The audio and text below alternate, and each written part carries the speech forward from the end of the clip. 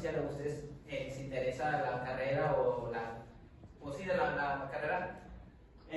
¿Ustedes ya han visto o escuchado sobre los polímeros? ¿No? ¿Nadie? De control de calidad, plásticos, sí, básicamente los polímeros de plásticos.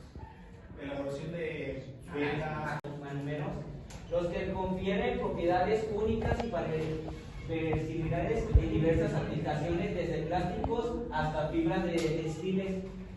La aplicación se compone en las cadenas largas de eslabones repetidos en los que permite adoptar diversas estructuras, propiedades, efectos su comportamiento físico, químico y en la vida diaria, como a partir de las moléculas de etileno. Este polímero se ampliamente utilizado en bases y bolsas plásticas en nuestra vida cotidiana. En la clasificación de los polímeros, la clasificación más común es la utilizada especialmente para el reciclaje. Divide los plásticos en 7 categorías principales. Es importante saber que también existen otras formas de clasificar los plásticos según su comportamiento de color. En este caso, los termoplásticos se pueden fundir y moldear repetidamente. Incluyen la mayoría de categorías del 1 al 6, que serían del hasta el PVC. Y termostable es una vez que se calienta, ya no se puede moldear. Bueno, para tomar en consideración este tema y preguntarnos a fondo, hay que tomar en cuenta que los polímeros es un concepto que engloba todos los tipos de plásticos que hay. Estos tienen una estructura, los cuales son lineales, ramificadas, articuladas. Básicamente, estas dan las propiedades como tal de los polímeros. Las cadenas lineales presentan una estructura simple, lo que le brinda mayor flexibilidad y ligereza. Pueden ser utilizadas como por ejemplo para las bolsas o tipos de... Las cadenas ramificadas son más resistentes debido a los ramas laterales y mejoran su estructura. Estas pueden ser utilizadas para botellas o inclusive plásticos un poco más densos. Las físicas de los polímeros. La estructura molecular de los polímeros determina su elasticidad, dureza y resistencia, influenciando así su aplicación en diferentes productos y materiales de la industria. Es lo que les comentaba hace un poquito. Los polímeros tienen propiedades como pueden ser elásticas, térmicas, de conducción de electricidad, por lo cual se utilizan diferentes tipos de polímeros como para el recubrimiento de un cable, para el envase o inclusive para un paso térmico. Nosotros les vamos a presentar un proyecto que es en base a la inyección. El proceso de inyección básicamente es inyectar el plástico fundido a un molde y posteriormente darle la forma.